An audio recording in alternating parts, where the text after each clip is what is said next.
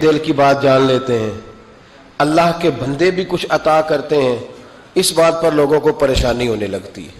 میرے رسول پاک علیہ السلام کے غلاموں، یاد رکھو، رب کریم نے اگر اپنے دشمن کو اتنی طاقت دی ہے کہ وہ جسم میں خون کی طرح دوڑ سکتا ہے، دل پہ قبضہ جما سکتا ہے، ہر جگہ پہنچ سکتا ہے، لوگوں کو گمراہ کر سکتا ہے، تو پھر اس نے اپنے دوستوں کو بھی بڑی ہی طاقت عطا فرمائی ہے۔ ماننے والے شیطان کا علم غیب بھی مانتے جاتے ہیں، اس کا حاضر و ناظر بھی مانتے جاتے ہیں، اور جن کو اللہ کہے الا ان، خالی اللہ کہہ دیا جائے بات پھر بھی ٹھیک ہے، خبردار اللہ کے ولیوں کو کوئی خوف نہیں، کوئی غم نہیں، اور خالی انا کہہ دیا جائے تو بات پھر بھی مکمل ہے۔ بے شک اللہ کے ولیوں کو کوئی خوف نہیں اور نہ وہ غمگین ہوں گے، لیکن اللہ بیان کرنے لگا نا ولیوں کی شان، اس کو پتا تھا کہ لوگ بڑی بڑی باتیں کریں گے، تو دو جملے کہے، الا بھی کہا اور انا بھی کہا۔ الا، خبردار، انا اولیاء اللہ ہے، خبردار بے شک جو اللہ کے ولی ہیں، لا خوف علیہم، ان پر کوئی خوف نہیں، ولا ہم یحزنون، اور نہ وہ غمگین ہوں گے۔ اللہ کے ولیوں کو کوئی خوف نہ وہ غمگین ہوں گے، اللہ کے ولیوں کو۔ اب اللہ تعالیٰ کو یہ بھی پتا تھا کہ سب نے لکھوا لینا ہے کہ میں بھی دم درود کر لیتا ہوں، مالک یہ بھی جانتا ہے کہ جو بیماریاں نہیں پیدا ہوئی وہ بھی پیر صاحب نے لکھ کے لگا دینی ہے کہ ان کا بھی علاج کرا لو، ان کا بھی تعویذ ملتا ہے۔ اور بات جب اس آیت کی ہونی ہے نا، الا ان اولیاء اللہ ہے، تو وہ جاہل آدمی نے بھی اپنی باسکٹ سیدھی کرنی ہے کہ میری بات ہو رہی ہے۔ تو رب کریم نے بتایا کہ ولی ہوتا کون ہے، فرمایا الذین آمنوا، ولی وہ ہے جو ایمان لائے، وکانوا یتقون، اور جنہوں نے پرہیزگاری اختیار کی۔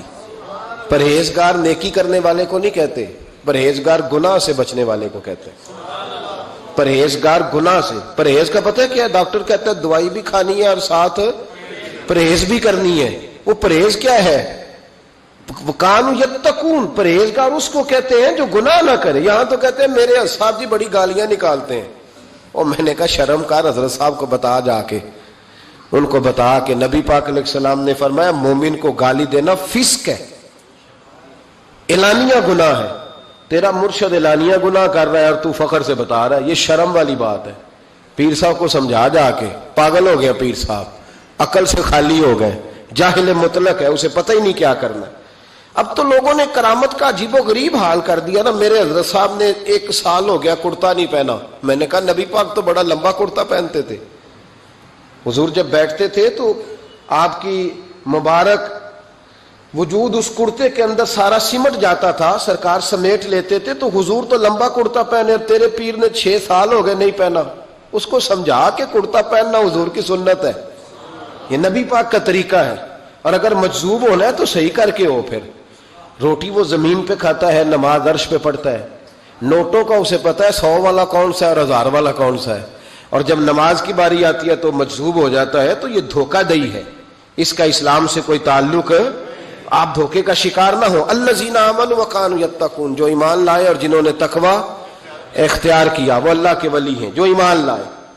تو یا اللہ پھر انہیں ملے گا کیا؟ فرمایا لہم البشریٰ فی الحیات الدنیا، ان کے لیے خوشخبری ہے دنیا کی زندگی میں، وفی الآخرہ، اور آخرت کی زندگی میں، لا تبدیل لکلمات اللہ، اللہ کی باتیں بدلا نہیں کرتی۔ اللہ کو کوئی ضرورت نہیں یہ بات کہنے کی، مجھے ضرورت ہے یہ کہنے کی کہ یار ذرا میرا یقین کرنا، آپ کو ضرورت ہے کہنے کی کہ یار ذرا میرا، میں بدلوں گا نہیں۔ بندوں کو ضرورت ہے پر اللہ کو ضرورت ہے۔ حالانکہ خالی اللہ سے بھی کام چلتا ہے اور خالی انا سے بھی کام، اس کا مطلب ہے ولیوں کی شان کوئی بڑا ہی ضروری کام ہے۔ 2 جملے لائے، اور آگے بھی مفسرین کہتے ہیں ضرورت نہیں اللہ کو ثابت کرنے کی کہ میں باتیں بدلتا نہیں، اللہ بھی کبھی بدلا ہے، لیکن فرمایا میرے ولی، ان کو خوف نہیں ہوگا، غم نہیں ہوگا، جنت میں بھی خوشخبری، دنیا میں بھی خوشخبری، قبر میں بھی خوشخبری۔ یہ کہہ کے کہتا ہے لا تبدیل لکلمات اللہ، میری باتیں بدلا، یا اللہ اتنی پک نہ کرا، ہمیں پتا ہے تیری نہیں بدلتی۔ فرمایا بات میرے دوستوں کی ہو رہی ہے نا، لا تبدیل لکلمات اللہ، اللہ کی باتیں بدلا، اور خود فرمایا ذالک ھو الفوز العظیم، یہ جو میرے ولی ہیں نا اور یہ جو انہیں ملا ہے، فرمایا یہ بہت بڑی کامیابی، یہ بہت بڑی. ہم ولیوں کا عرس مناتے ہیں. عرس، لوگ بڑے پریشان ہوتے ہیں، بعض احباب کہتے ہیں عرس نہیں منانا چاہیے. بھائی کیوں نہیں منانا چاہیے؟ سنو، عرس کا لفظ کہاں سے آیا؟ آپ نے جلدی جلدی میری باتیں سمجھنی ہے، مضمون زیادہ ہے، وقت تھوڑا ہے، آپ کو اٹھانا جگانا نہ پڑے، اور ایک ایک بات آپ نے فٹافٹ یاد کرتے جانا ہے، تاکہ نا وہ جو ہر سال آپ کو سوالوں کے جواب دینے پڑتے ہیں نا، ایک دفعہ یاد ہو جائیں آپ کو. یہ جمعہ اس طرح پڑھا کریں آپ حضرات جیسے بندہ سبق پڑھنے آتا ہے، تاکہ اسے سبق صحیح کر کے یاد ہو جائے. نبی پاک علیہ السلام نے فرمایا جب میرا مومن جب قبر میں جاتا ہے تو فرشتے 3 سوال پوچھتے ہیں. من ربو کا، تیرا رب کون ہے؟ ما دینو کا، کس مذہب کا ماننے والا ہے؟ ما کنت تقول فی حق ھذا الرجل، بتا دنیا میں مصطفیٰ کے بارے میں کیا کہتا تھا، ان کے بارے میں تیرا عقیدہ کیا تھا؟ بھئی ہم نے تو کھل کے کہنا ہے، ہم کہا کرتے تھے بالغ العلا بکمال. بچے کو آتا ہے، ہم نے کہنا ہے بالغ العلا بکمال، کاشف الدجا بجمالہ، حسنت جمیع خصالہ، کیونکہ صلو علیہ. ہمیں تو یاد ہے، رٹا لگا کے یاد کیا ہوا ہے. سوتے ہوئے کو بھی ذرا چھیڑ دینا کوئی بالغ العلا تو سارا سنا دیتا ہے. سوئے سنی کو بھی یاد ہے، بالکل سویا ہوا اس کو بھی یاد ہے. تو ہم نے تو کہہ دینا ہے. وہ ڈھونڈتے پھریں گے کہ میں کہا کرتا تھا حدوں میں رہنا چاہیے، اتنی بات کرنی چاہیے، اتنی نہیں کرنی چاہیے. ہمیں تو یاد ہے. ہمارے تو آپ یقین کریں بڑی سادی سی بی بی سے کبھی پوچھیں کہ کوئی نعت شاعت آتی ہے تو وہ بھی کہہ دیتی ہے تیرا کھاواں تے تیرے گیت گاواں یا رسول. بالکل ان پڑھ سادی، بالکل یہ بات اسے بھی یاد ہے. اور آپ یقین کریں ہمارے تو بوڑھوں کو، دیہاتیوں کو بھی حضرت حلیمہ کی ساری باتیں آتی، سارا انہوں نے تو کہہ دینا ہے بالغ العلا بکمال ہی، کشف الدجا بجمال، حسنت جمیع خصال، صلو علیہ. فرمایا جب صحیح جواب دے گا نا 3 سوالوں کا تو فرشتے کہیں گے نم کا نومت العروس. حدیث مشکات ہے. فرشتے اس بندہ مومن سے کہیں گے یوں سو جا جس طرح پہلی رات کی دلہن سوتی ہے. نم کا نومت خوشیاں سمٹی ہوتی ہیں اس کے دامن میں. آج نا اس کی سوچ پرواز وہ کہیں پہنچ گئی ہے، اس کا ایک معیار بن گیا زندگی کا. وہ بات کو تکلف میں نہ لینا، اس کا حسن لینا. جس کو پتہ چل جائے میں سہاگن ہو گئی، جس کو پتہ چل جائے میں سہاگن ہو گئی، اس کی پرواز ہوتی ہے بلندی کی کہ میرا اب کوئی گھر ہے، میں اب ایک مکمل زندگی گزارنے والی ہوں. بھائی فرمایا فرشتے کہتے ہیں نم کا نومت العروس، اس طرح سو جا جس طرح پہلی رات کی دلہن سوتی ہے، کیونکہ اس سے اس کے دلہا کی ملاقات ہے. ولی سے بھی کہا جاتا ہے سو جا، آج تیری رب رسول سے ملاقات ہے. وہ اس عروس سے لفظ عرس نکلا ہے، اس عروس سے لفظ، اس کا لغوی معنی شادی کے. ہم ہر سال عرس مناتے ہیں، گویا وہ دن مناتے، یاد رکھنا، گویا ہم وہ دن مناتے ہیں جس دن ولی اللہ کی نبی پاک سے ملاقات ہوئی. ہم ہر سال وہ، میری بات کی سمجھ آ گئی آپ کو؟ عرس والا لفظ کا مسئلہ حل ہو گیا. اب آگے چلیں. کہتے ہیں ہر سال کیوں مناتے ہو؟ پڑھ لو امام فخر الدین رازی کو، پڑھو حضرت امام خازن کو، تمام تفاسیر پڑھیں، تمام. نبی کریم سید عالم صلی اللہ تعالی علیہ وآلہ وسلم ہر سال شہدائے احد کے مزاروں پہ جاتے. حضور ہر سال شہدائے احد کے مزاروں پہ ہر سال حضور جاتے. قریب تھا نا احد کا پہاڑ، مہینے کے بعد چلے جاتے. ہر روز جاتے کو منع تو نہیں نا بھائی، لیکن نبی پاک کیا کرتے؟ ہر سال جاتے. حضور کا وصال ظاہری ہوا تو حضرت ابو بکر صدیق بھی ہر سال جاتے. جناب صدیق اکبر کا وصال ہوا تو حضرت عمر بھی ہر سال جاتے. حضرت عمر کے بعد جناب عثمان غنی بھی ہر سال جاتے. حضرت عثمان کے بعد مولا علی بھی ہر سال جاتے. حضرت عمر بن عبدالعزیز کہتے ہیں میں نے جب یہ طریقہ پڑھا تو میں بھی ہر سال جاتا. کہتے ہیں 1 سال نہیں گیا تو حضرت امیر حمزہ میری خواب میں آ گئے، کہنے لگے پکا یارانہ لگا کے پھر چھٹی نہیں کرنی چاہیے، تو ہے ہی نہیں یار، تو پہنچا ہی نہیں. او بھائی احد کے شہید جو تھے وہ تو بخشے ہوئے، ان کو تو قرآن کہتا ہے وَلَا تَقُولُوا لِمَن يُقْتَلُ فِي سَبِيلِ اللَّهِ أَمْوَاتٌ. لیکن حضور پھر بھی ہر سال ان کے مزارات پر اسی سے ہم نے نکالا ہے کہ ہر سال اللہ کے بندوں کا عرس منانا چاہیے. سال کے بعد اللہ کے بندوں کا عرس۔ آپ جب احد کے شہیدوں کے مزاروں پہ آج بھی مدینہ شریف جائیں گے تو آپ کو یاد تازہ ہوگی کہ انہوں نے جہاد کیا تھا، یہ شہید ہوئے تھے، انہوں نے حضور کے نام پر جانیں دی تھی۔ جب سال کے بعد داتا صاحب کا عرس آتا ہے تو یاد بھی آتا ہے کہ یہ شہزادہ غزنوی سے چلا، گھر چھوڑا، کاروبار چھوڑا، بال بچے چھوڑے، رشتہ دار چھوڑے، کوئی نہیں تھا داتا صاحب کا لاہور میں، راوی کے کنارے 1000 سال پہلے جب لاہور میں آبادی بھی کوئی نہیں تھی، داتا علی اجمیری آ کے بیٹھے، پتے کھایا کرتے تھے، کہتے میں درختوں کے پتے کھاتا، راوی کا پانی پیتا۔ لوگ کہتے علی اجمیری گزارا کیسے ہوگا؟ فرمانے لگے جس رسول کے دین کے لیے آیا ہوں وہ مدد بھی فرما دیں گے۔ جب سال کے بعد ان کا عرس منایا جاتا ہے تو ان کی خدمتیں یاد آتی ہیں نا، خواجہ اجمیری کا عرس منایا جاتا ہے تو ان کی خدمتیں یاد کی جاتی ہیں، مجدد صاحب کا عرس منایا جاتا ہے تو خدمتیں، اعلیٰ حضرت فاضل بریلوی کا عرس منا کے ان کی خدمات کو یاد کیا جاتا ہے، تو سال کے بعد والا مسئلہ بھی حل ہو گیا۔ عرس میں ہوتا کیا ہے؟ تلاوت ہوتی ہے، اس کے بعد خطاب ہوتا ہے، پھر اس کے بعد کیڑی شے نجائز دے چو دسو چھڑ دینے جڑی نجائز ہے، تلاوت نہ کریں تسی بول دے نہیں، نہ کریں، پوچھ لینا مولانا صاحب سے کہ قرآن شریف پڑھا کریں کہ رہنے دیں، اور نعت شریف بولے ہمارا تو گزارا ہی نہیں۔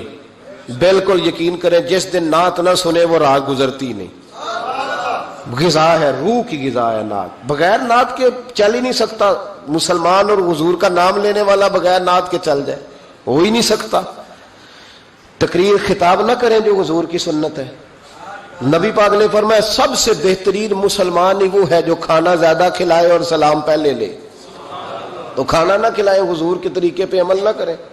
کہتے ہیں جی کچھ باتیں غیر شرعی آ گئی ہیں، کچھ باتیں لہذا عرس بند کر دینے چاہیے۔ یونیورسٹیوں میں لڑکے اور لڑکیاں اکٹھے پڑھتے ہیں، شرعی ہے کہ غیر شرعی ہے؟ بول کے بتائے یار۔ تو یونیورسٹیاں بند کرانے کا فتویٰ کیوں نہیں دیتے مولانا صاحب؟ صرف عرس ہی بند کرانے ہیں، ہے نا غیر شرعی یونیورسٹیوں کی تعلیم، کیونکہ لڑکیاں اور لڑکے اکٹھے نہیں پڑھ سکتے، اس لیے کہ نبی پاک علیہ السلام نے فرمایا جہاں مرد عورت اکٹھے ہو وہاں تیسرا شیطان ہوتا ہے۔ تو آپ ہر جمعے میں تقریر کیوں نہیں کرتے یونیورسٹیوں کے خلاف؟ ہر جمعے عرس کے موقع پر تقریریں کرتے ہیں، عرس بند کرو بھائی، کسی جگہ کوئی غیر شرعی بات شامل ہوگی تو غیر شرعی چیز بند کرائی جائے گی، عرس بند نہیں کرایا جائے گا، ڈھول بند کرایا جائے گا، تماشے بند کرائے جائیں گے، فضولیات بند کرائی جائیں گی، غلط حرکتیں بند کرائی جائیں گی، عرس بند۔ عرس تو بڑے بھائی فیض کا ذریعہ ہے، عرس تو فیض کا ذریعہ ہے، یہ کیے جائیں گے، یہ منائے جائیں گے، اولیاء اللہ کے تذکرے۔ اور دیکھو کان ادھر سے نہیں پکڑتے ادھر سے پکڑتے، کہتے ہیں ہم جی برسی کرتے ہیں، تو برسی کس سے ابھی کی منائی گئی تھی بتاؤ؟ عجیب چکر ہے، لوگوں کو پریشان کرتے ہو، امت میں تفریق ڈالتے ہو۔ میرے عزیزو، رسول پاک علیہ الصلوۃ والسلام کے امت کے جو اولیاء ہیں ان کے آراس منائے جاتے ہیں، اس میں جو غیر شرعی چیزیں ہیں وہ بند کی جائیں گی، وہ نکالی جائیں گی، ختم کی جائیں گی۔ ہم ہر روز ہر موقع پر ان چیزوں کی مخالفت کرتے ہیں۔ اعلیٰ حضرت فاضل بریلوی رحمت اللہ تعالی نے فرمایا عرس پہ جاؤ قرآن پاک پڑھو۔ اب مرید یہ سمجھتا ہے کہ یہ پیٹی امرود کی لے جاؤں گا تو مجھے فیض زیادہ ملے گا، تلاوت نہیں کرتا پیر صاحب کے لیے، بالکل سپارہ نہیں کھولتا، یہ کام نہ مجھ سے کراؤ، وظیفہ نہ پڑھاؤ، درود شریف نہ پڑھاؤ، کہتا پیٹی ایک لے لو میرے سے امرود کی، اسی پہ گزارا چلاؤ۔ او خدا کے بندے کو، حضرت مجدد الفسانی رحمت اللہ علیہ کا عرس ہوتا ہے، اب بھی جس کو موقع ملے جا کے ہندوستان میں سران شریف دیکھ لے، کوئی نعت نہیں، کوئی تقریر نہیں، صرف قرآن پاک پڑھا جاتا ہے۔ ان کے صاحبزادے کہتے ہیں میرے ابا جی کو قرآن پاک سے پیار ہی بڑا تھا، جو میرے والد کی قبر پہ آئے قرآن پاک پڑھے۔ بہت سارے مزاروں پہ ہم جاتے ہیں، میں جس علاقے کا سفر کرتا ہوں، میرے اساں فرمایا کرتے تھے وہاں کا ولی اس علاقے کا سربراہ ہوتا ہے، پہلے اسے سلوٹ کرو۔ میں جاتا ہوں جس علاقے میں جاتا ہوں اس علاقے کے ولی کے مزار پہ جاتا ہوں۔ میں چشتیاں گیا، مہار شریف خواجہ نور محمد مہاروی رحمت اللہ علیہ کے مزار پر میں نے حاضری دی، آپ یقین کریں کلیجہ پھولوں کی طرح ٹھنڈا ہو گیا۔ جو جہاں غلطیاں ہیں وہ تو لوگ روز بیان کرتے، پر جہاں اچھائیاں وہ بھی تو بیان کرنی چاہیے نا۔ خواجہ صاحب کے مزار کی چاروں جانب بیٹھ کے بچے قرآن پاک کی تلاوت کرتے ہیں۔ اور سارا سارا دن قرآن پڑھا جاتا ہے. مدرسہ خواجہ صاحب نے زندگی میں قائم فرمایا میرا دل کرتا ہے میرے دائیں بائیں قرآن پاک پڑھا جائے. تو یہ بھی بات سناؤ نا, وہاں کی بھی تصویر چڑھاؤ, یہ بھی لوگوں کو بتاؤ کہ ایسے بھی دربار ہے جہاں سارا دن قرآن پڑھا جاتا ہے. یہ آپ کے پاکستان میں چشتیاں جا کے تجربہ کر لیں. لیکن لوگ اچھی باتیں بیان کرنے کو تیار ہے. وہ ایک ملنگ سجدہ کر رہا تھا تو میں نے کہا وہ جاہل ہے, وہ کرے سجدہ تو کرتا رہے, ہمارا اس سے کیا تعلق. علم کی بات کرو, کسی سمجھدار آدمی کی بات کرو. آپ ان پڑھ بندہ اٹھا کے لے آئیں گے اور دلیل بنائیں گے اس کو. میرے رسول پاک علیہ الصلوۃ والسلام کی امت کے اولیاء کے مزار پہ چادر چڑھائی جاتی ہے. بڑی ذمہ داری سے کہہ رہا ہوں, جس نے لڑائی کرنی ہو کوئی حرج نہیں, ہم پہلے بھی بڑا تیار رہتے ہیں باتیں سننے کے لیے. اعلیٰ حضرت سے پوچھا گیا قبر پر چادر چڑھانی جائز ہے؟ فرمایا صرف ایک. صرف فرمایا اگر بوسیدہ ہو جائے, پھٹ جائے, یا کسی کا بدلنے کا ارادہ ہو, ہوتا ہے نا تبرکن, وہ اتار لیتے ہیں تو نہیں. پھر فرمایا 2 چادریں قبر پہ چڑھانا جائز. یہ میرے اعلیٰ حضرت کا فتویٰ ہے. فاضل بریلوی فرمایا کرتے تیرا بڑا دل کرتا ہے نا تو تو اس چادر کے عوض 2 جوڑے خرید کے کسی غریب کو دے اور اس کا ثواب صاحب مزار کو دے دے.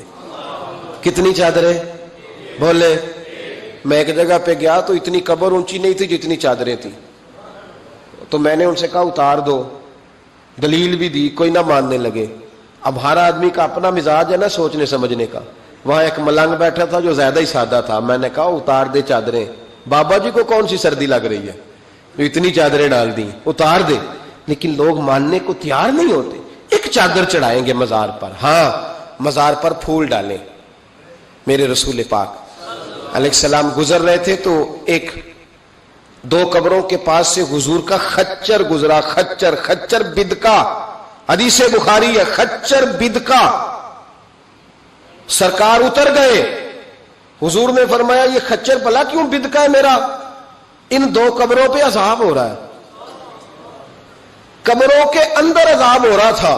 جس خچر پر حضور بیٹھ جائے اسے بھی اللہ غیب کی نظر عطا فرما دیتا ہے. اسے بھی سمجھ آ گئی کہ اندر عذاب ہو گئے. خچر پر حضور بیٹھے. حضور صلی اللہ علیہ وسلم نے فرمایا 2 پر عذاب ہو رہا ہے, اور وجہ کیا ہے؟ ایک بندہ پیشاب کے چیٹوں سے نہیں بچتا تھا, دوسرا غیبت کرتا تھا, لہذا عذاب ہو رہا ہے. بچنا چاہیے نا ان دونوں چیزوں سے. میرے حبیب پاک نے فرمایا 2 ٹہنیاں توڑ کے لاؤ. 2 ٹہنیاں لائی گئی, حضور نے قبر پہ ڈال دی. فرمایا جب تک یہ خشک نہیں ہوں گی قبروں کے عذاب میں تخفیف رہے گی.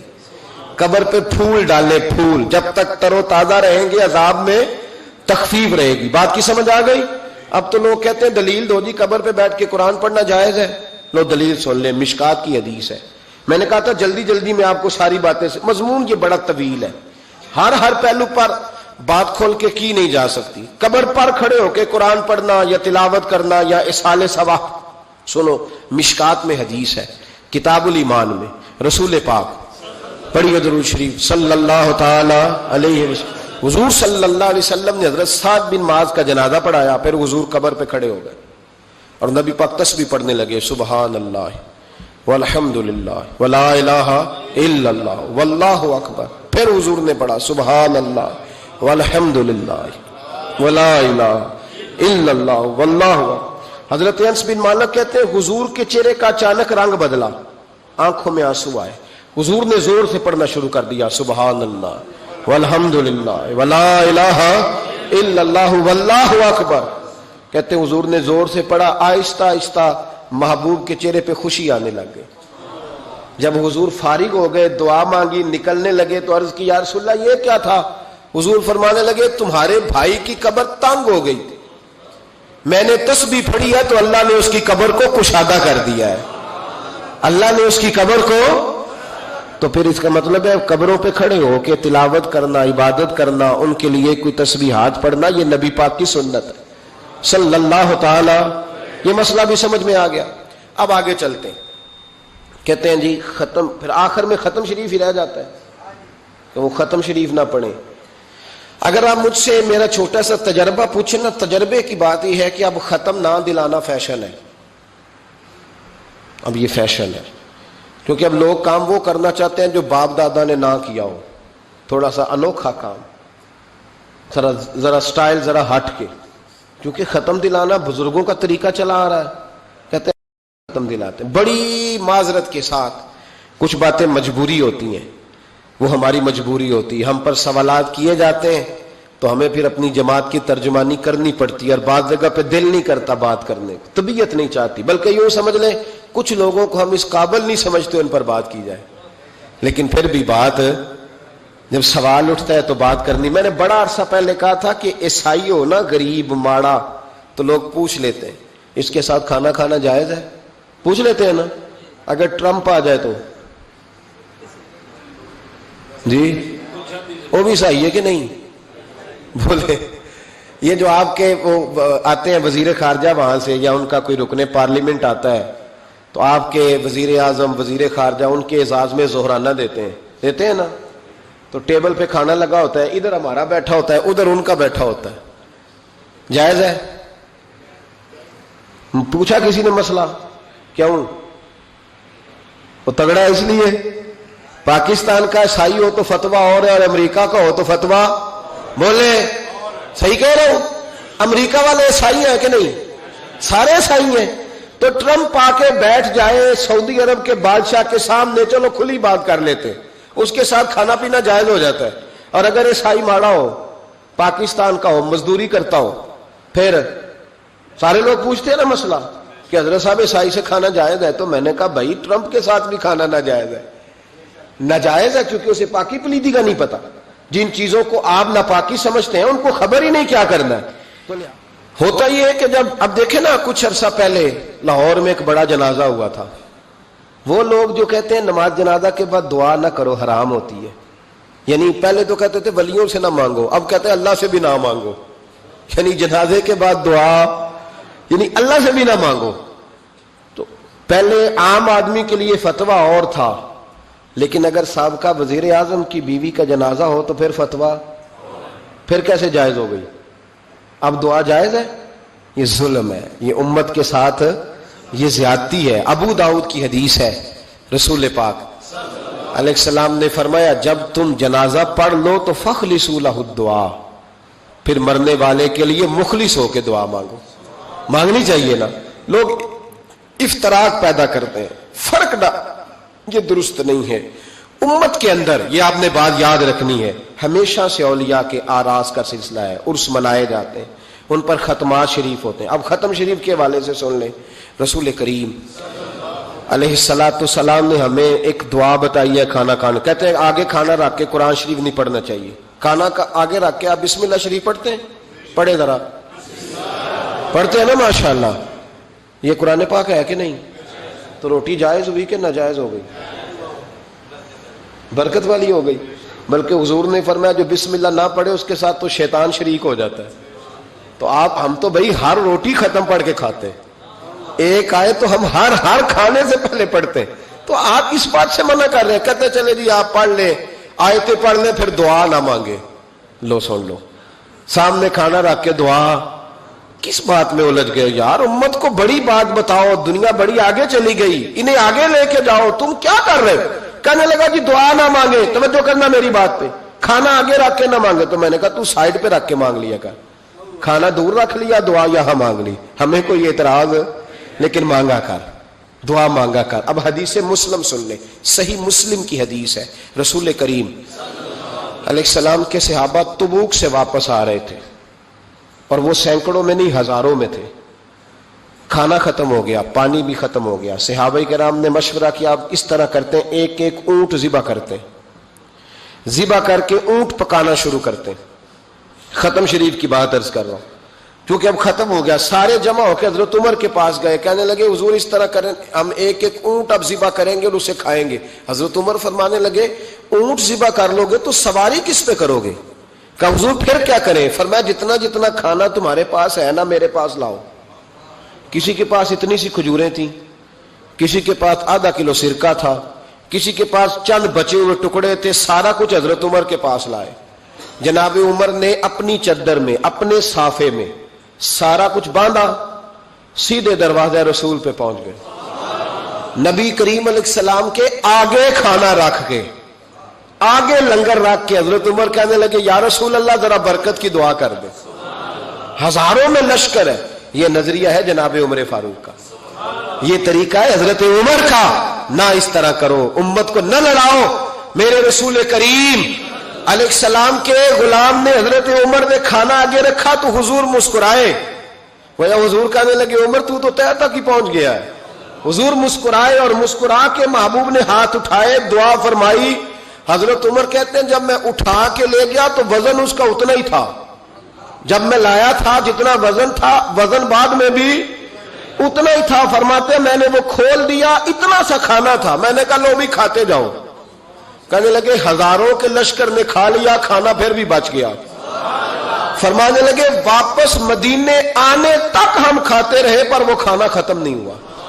یہ ہے کھانا آگے رکھ کے دعا کرنے کی برکت. یہ ہے کھانا آگے رکھ کے, یہ دعا کرنے کی برکت ہے. کھانا آگے رکھ کے. درویشوں کا لنگر کبھی ختم نہیں ہوتا. درویشوں کا لنگر کن کا میں کن فصلہ ٹے کن ہووے بخت سولا دنیا آوے کھا کھا جاوے راضی ہووے بلا. درویشوں کا کبھی لنگر ختم تو جاری رہتا ہے. ان کے آستانوں پہ ہمیشہ لنگر ختم. شریف پڑھنا, اصالے ثواب کرنا, یہ ہمارا طریقہ ہے. اب کہتے ہیں جی فیض کیا ہوتا ہے. ادھر دیکھو میری طرف. حضرت سلیمان بن بشار رحمت اللہ علیہ فرماتے ہیں مجھے ایک عورت کہنے لگی میرے ساتھ منہ کالا کرو. فرماتے ہیں میں بھاگ گیا. میں نے کہا میں نے اپنی نظر ہمیشہ پاک رکھی ہے, میں اپنی جوانی آلودہ نہیں کر سکتا. کہتے ہیں میں دوڑا گیا, جا کے میں لیٹا. یہ مخالفین نے بھی اپنی کتابوں میں بات لکھی ہے.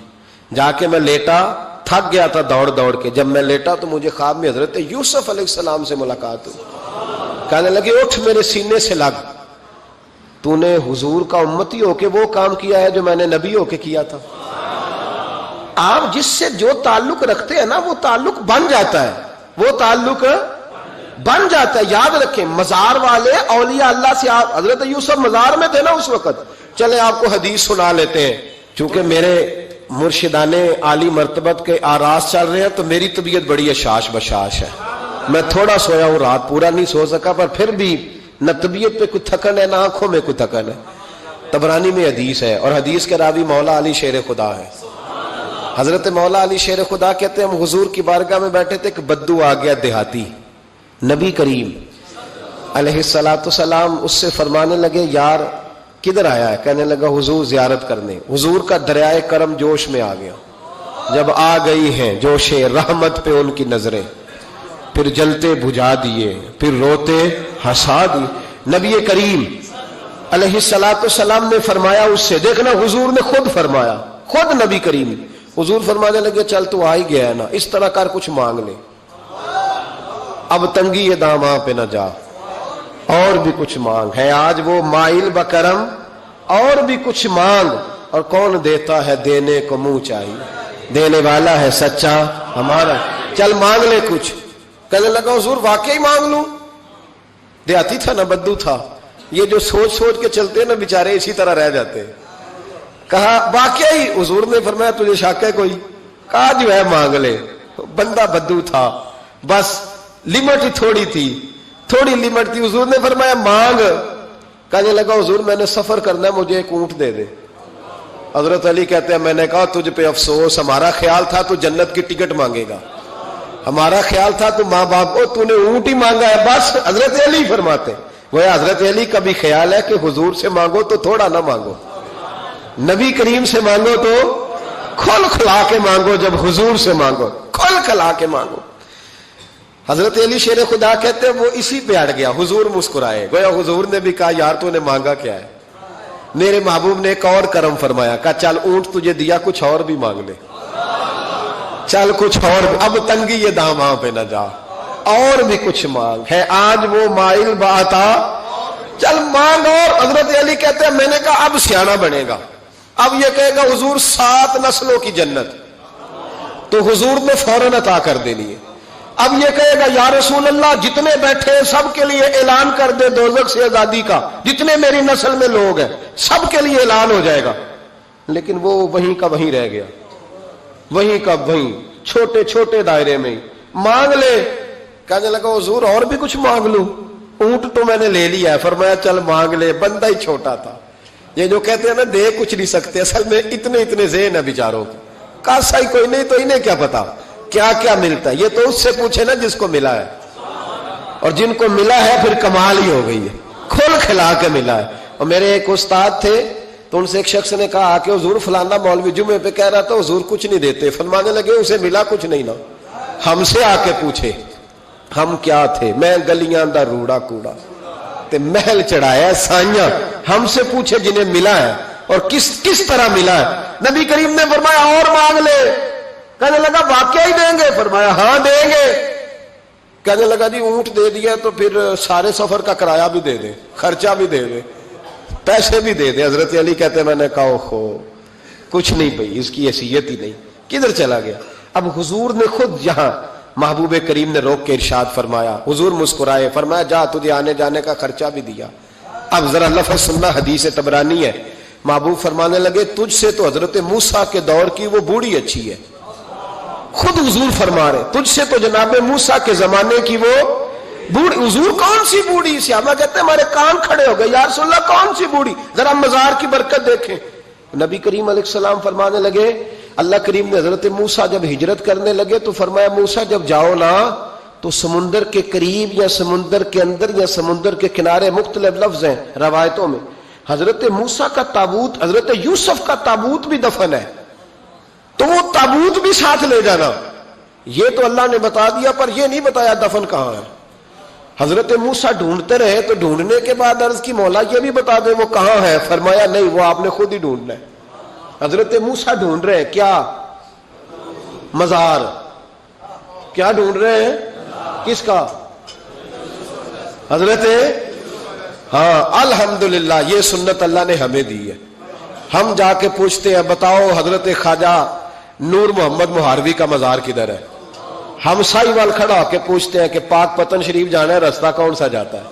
یہ نبیوں کی سنت اللہ نے ہمیں دی ہے، ہم یہ کام کرتے ہیں۔ حضرت موسیٰ ڈھونڈ رہے ہیں اور ڈھونڈتے ڈھونڈتے فرمایا مل نہیں رہا تھا، لوگوں سے پوچھا بھی کہاں ہے، اور یہ بھی اللہ کی حکمت ہے، واللہ اللہ تو اپنے نبیوں کے سامنے سارے پردے کھول دیتا ہے، یہ بھی حکمت ہے۔ کہاں ہے مزار؟ لوگوں نے کہا حضور ایک بوڑھی اماں ہے، بڑی بوڑھی، اس کو پتا ہے۔ فرمایا بلاؤ، اماں کو بلایا، کہا تو زیادہ بوڑھی ہے، تو حضرت موسیٰ کہنے لگے چلو خود چلتے ہیں اس کے پاس۔ حضرت موسیٰ خود آئے، کس کام؟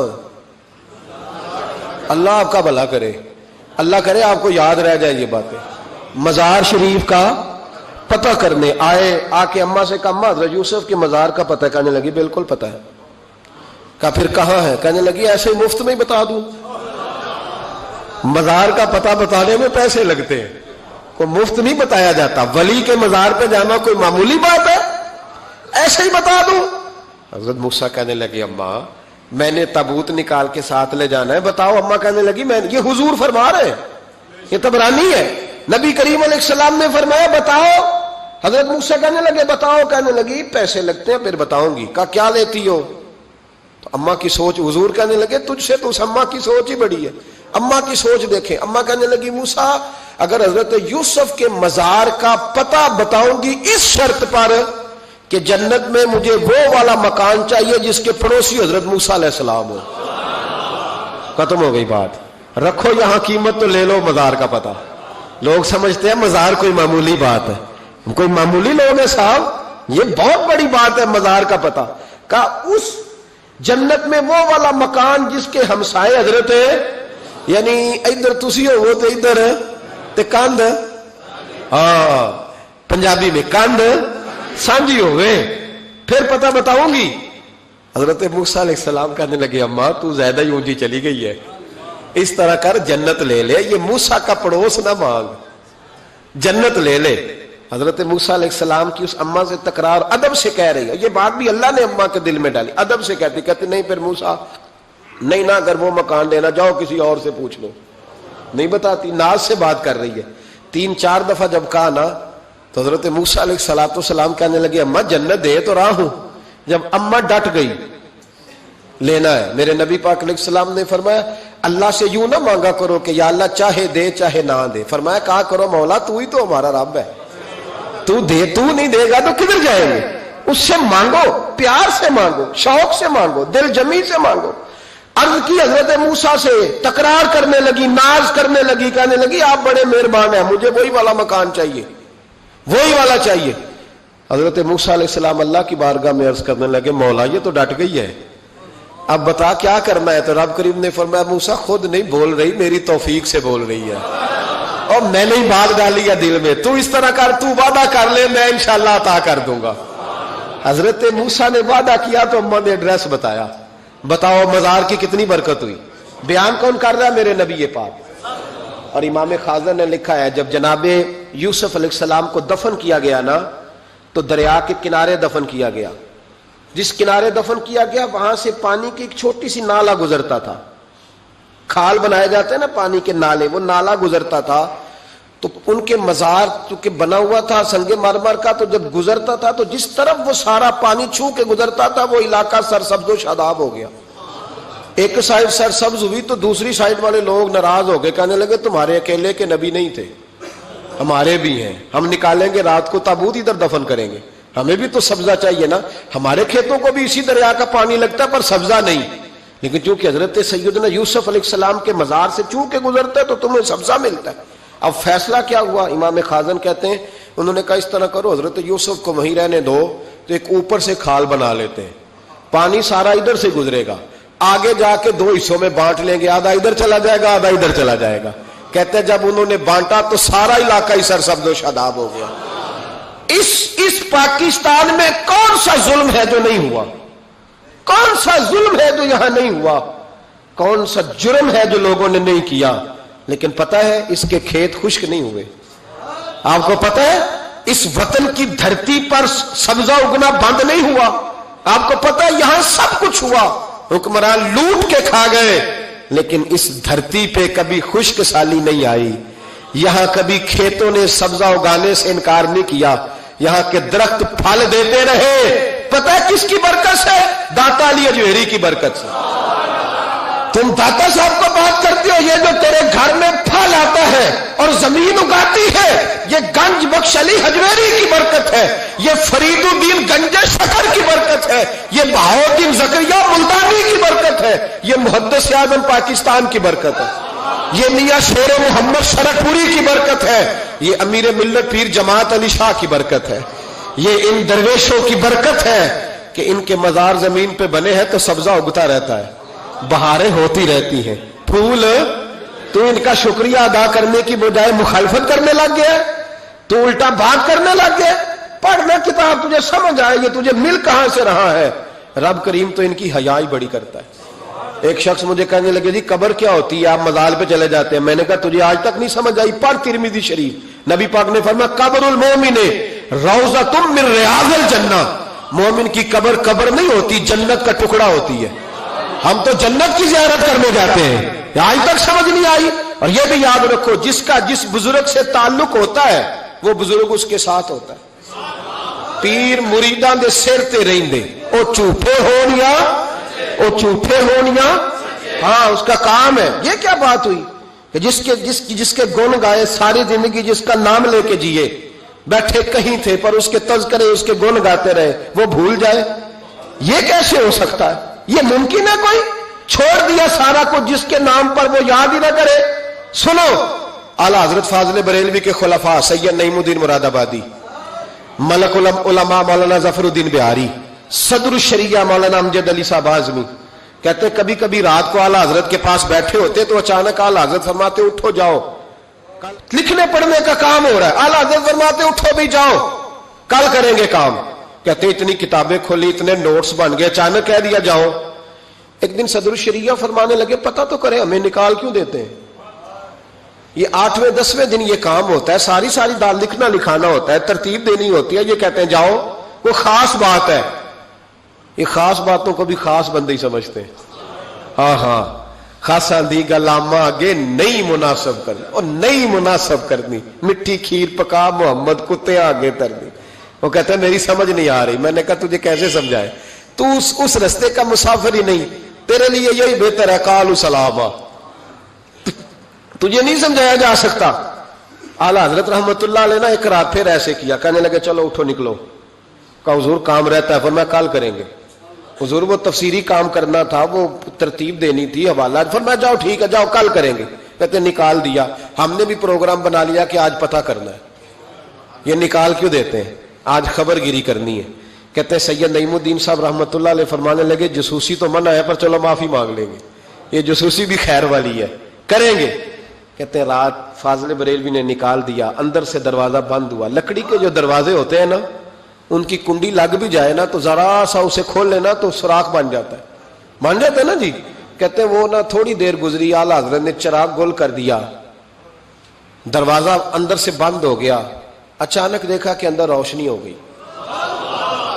چمک دمک ہو گئی, نور ہی نور ہو گیا. کہتے ہیں ذرا دروازے پہ ہاتھ رکھا تو ہم نے عجیب فلسفہ دیکھا کہ کوئی لیٹا ہوا ہے رضائی میں اور اعلیٰ حضرت ان کے پیر دبا رہے اور فرماتے ہیں عربی میں باتیں ہو رہی ہیں دھیمی دھیمی, زبان نے یار من ترکی و من ترکی بگویم, یار فریدا جے کدی مل پہ سونا انہوں دل دا حال سناواں.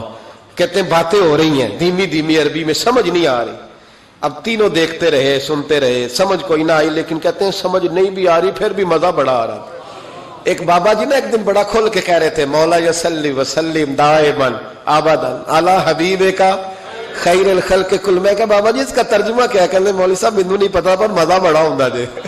پتہ کوئی نہیں ترجمہ کیا ہے, پر حضور کی تعریف ہے, لطف. اللہ اکبر. دھیمی دھیمی باتیں ہو رہی ہیں, سمجھ نہیں آتی. کہتے پر مزہ بڑا آیا. دیدار کی بھی تو بڑی لذت ہوتی ہے نا. فرماتے ہیں سحری کا وقت ہوا تو بزرگ تشریف لے گئے جو بھی تھے, کمرے میں پھر سے اندھیرا ہوا. اعلیٰ حضرت اٹھے, چراغ جلایا, جب کنڈی کھولی تو ہم تینوں باہر تھے. جلال آیا, یہاں کیوں کھڑے ہو؟ پتہ نہیں جاسوسی نہیں کرنی چاہیے. کہتے ہمیں پتہ تھا بات کس نے کرنی ہے, سید نعیم الدین صاحب کو آگے کر دیا, وہ سید تھے. کہنے لگے حضور ان کی غلطی نہیں, میں نے کہا تھا. اب سید کا چہرہ دیکھا تو اعلیٰ حضرت چپ کر گئے, فرمانے لگے کرنا نہیں چاہیے تھا. کہتے ہیں سید صاحب نے نا جھوک کے کہا حضور دیکھیں میں سید ہوں, زید کبھی نہیں کی.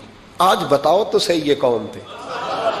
آج ذرا پردہ کھولو تو صحیح, کہو تو راز حیات کہہ دوں, حقیقت کائنات کہہ دوں, وہ بات کہہ دوں جو پتھروں کے دلوں کو بھی پاش پاش کر دے, حقیقتیں آشکار کر دے, صداقتیں بے حجاب کر دے.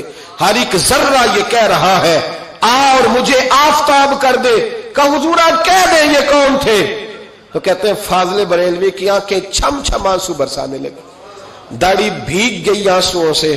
فرمانے لگے تم میں سے جو جہاں الجھ جاتا ہے مجھ سے آ کے پوچھتا ہے, میں نے بھی تو کسی سے پوچھنا ہوتا ہے نا.